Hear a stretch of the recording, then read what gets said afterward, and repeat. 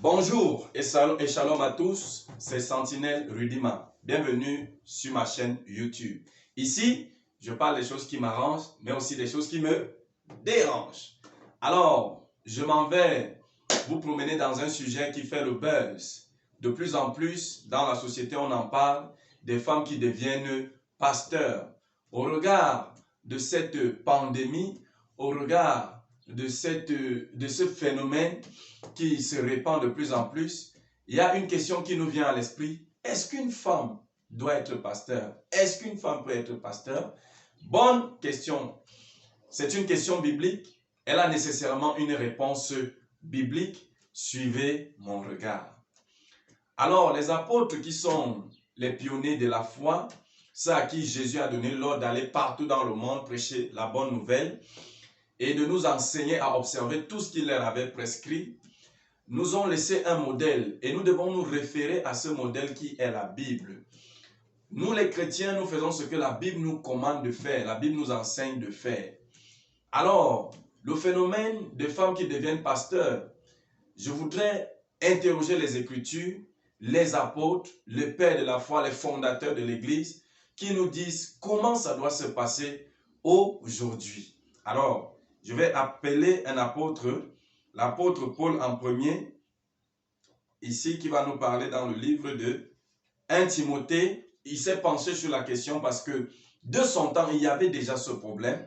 Alors, je vais lire simplement la volonté de l'apôtre Paul. Écoutez, dans le livre de 1 Timothée, le chapitre 2, à partir des versets 11, 12, 13, 14 et 15, il dit: que la femme écoute l'instruction en silence avec une entière soumission. Vous voyez, je ne permets pas à la femme d'enseigner ni de prendre autorité sur l'homme.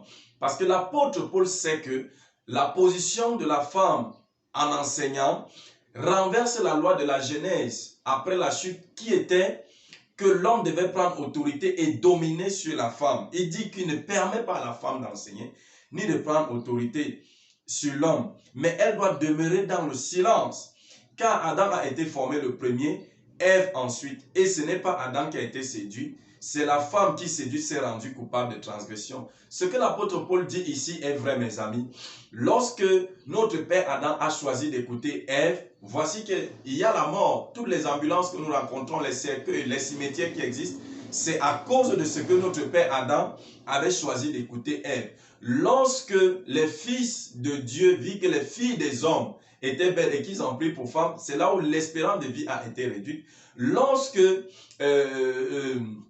notre père Samson a décidé d'écouter Delilah, et vous voyez, ça l'a ramené dans la mort, ça l'a réduit à la mort. Et lorsque David a connu des problèmes avec Dieu, c'était à cause d'une femme. Lorsque Salomon a connu des problèmes avec Dieu, c'était à cause d'une femme. Si au temps de Akab, le peuple de Dieu avait connu des problèmes, c'était à cause d'une femme appelée Jézabel. Si le grand prophète de Dieu, Jean-Baptiste, a été tué en son temps, c'était à cause de ce que le roi Hérode avait décidé d'écouter Hérodias. Alors, vous voyez que la volonté de Dieu a toujours été que la femme soit conduite par l'homme. Vous voyez, lorsque vous renversez ce principe, il y aura toujours des problèmes à ça. Il dit donc que c'est elle qui s'est rendue coupable, amen, de transgression. Elle sera néanmoins sauvée en devenant mère si elle persévère avec modestie dans la foi, dans la charité et dans la sainteté. Donc la femme a sa place dans l'église, mais si elle persévère, elle devient mère.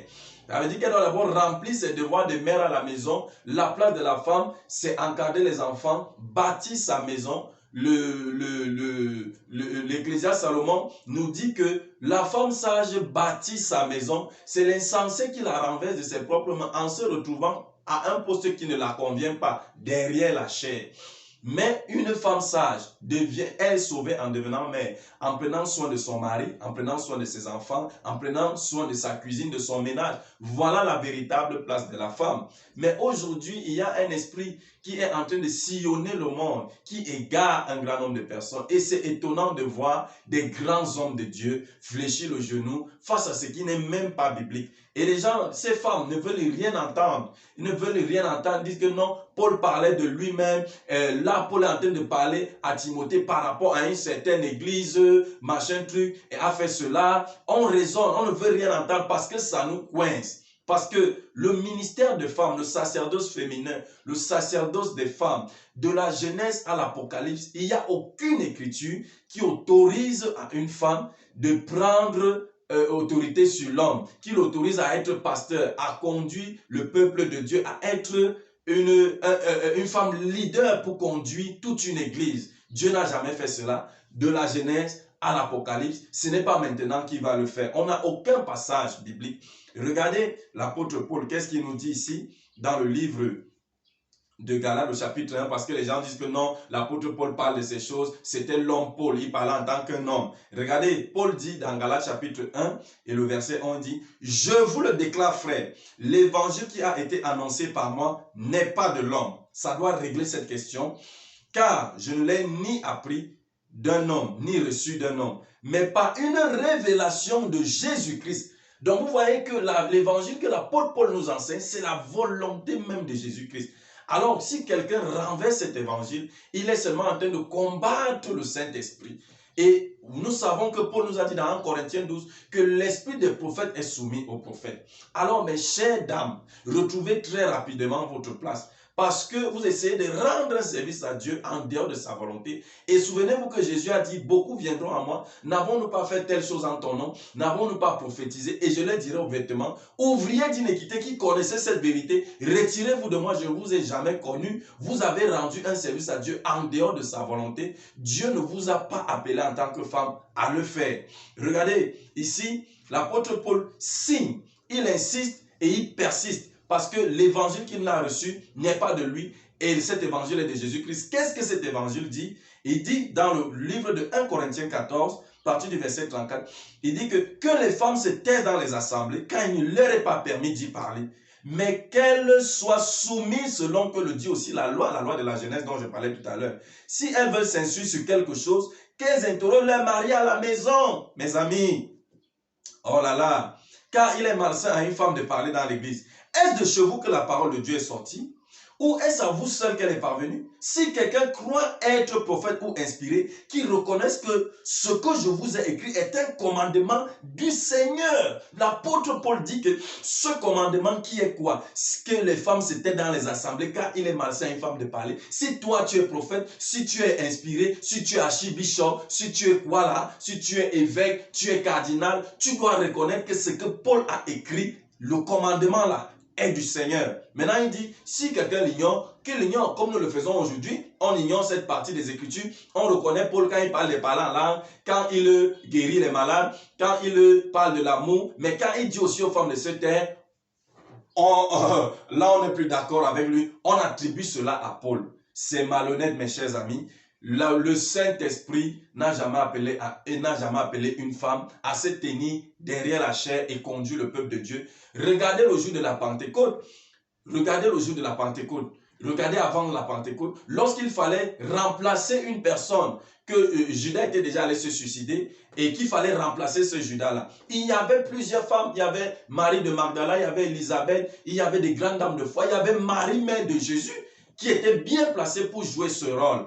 Mais l'Esprit de Dieu dans les apôtres n'a jamais choisi une femme. Ça doit beaucoup nous parler, mes chers amis. Ça doit beaucoup nous parler. Et la Bible dit que dans les derniers jours, les gens vont abandonner la saine doctrine. Et c'est pourquoi Paul dit ici, dans le livre de Galates, parce que les gens abandonnent la saine doctrine et ils troublent les gens. Paul dit, et pourtant Paul est clair, il dit, je m'étonne que vous vous détournez si promptement de celui qui vous a appelé par la grâce de Jésus, de Christ, pour passer à un autre évangile. Non pas qu'il y ait un autre évangile, mais il y a des gens qui vous troublent. Oui, ils nous troublent avec toutes ces doctrines qui ne sont pas bibliques et qui veulent renverser l'évangile de Christ.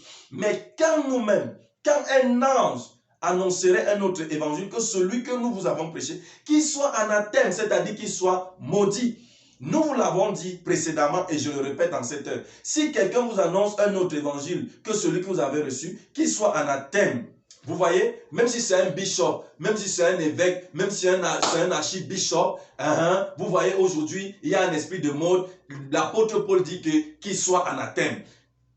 Et je ne suis pas d'accord. On voit aujourd'hui papa prophète, maman prophétesse, les couples prophétiques. Ce n'est pas biblique, ce n'est pas dans la parole de Dieu. On n'a jamais vu nos apôtres, nos pères de la foi faire pareille chose. Alors d'où vient cette inspiration? Ce qui est ici, ce n'est pas de la Bible ici, si ce n'est pas ici, ça veut dire que c'est du malin. Et je nous invite nous tous à nous repentir. Je vous invite à vous repentir, à changer de voie. Oui, parce que l'apôtre Paul a été l'enseignant que Dieu avait choisi pour placer le fondement de l'église. Et si aujourd'hui on a un problème, on doit se référer à lui.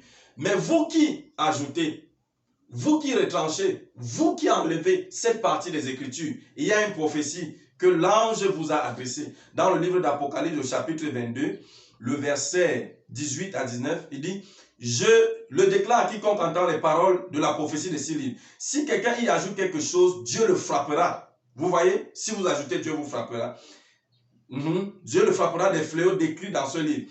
Si quelqu'un retranche quelque chose, des paroles du livre de cette prophétie, Dieu retranchera sa part de l'arbre de la vie et de la ville sainte, décrit dans ce livre. En d'autres termes, le royaume des cieux, il ne le verra pas. Parce qu'il a rendu un service à Dieu en dehors de sa volonté.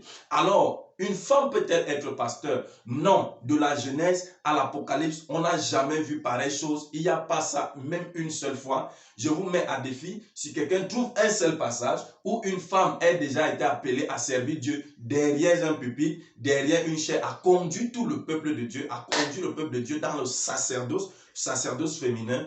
S'il y a un seul passage, il me donne et je renonce à cette Bible. Ou alors, vous le savez, je renonce à cette Bible.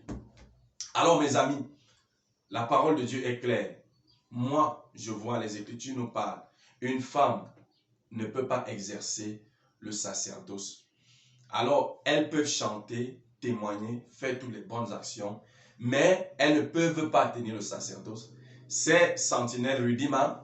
Si vous avez aimé la vidéo, n'hésitez pas à la liker et de me déposer un commentaire et abonnez-vous sur ma chaîne. C'est Sentinelle Rudima. Je parle des choses qui m'arrangent, mais aussi des choses qui me dérangent. Shalom.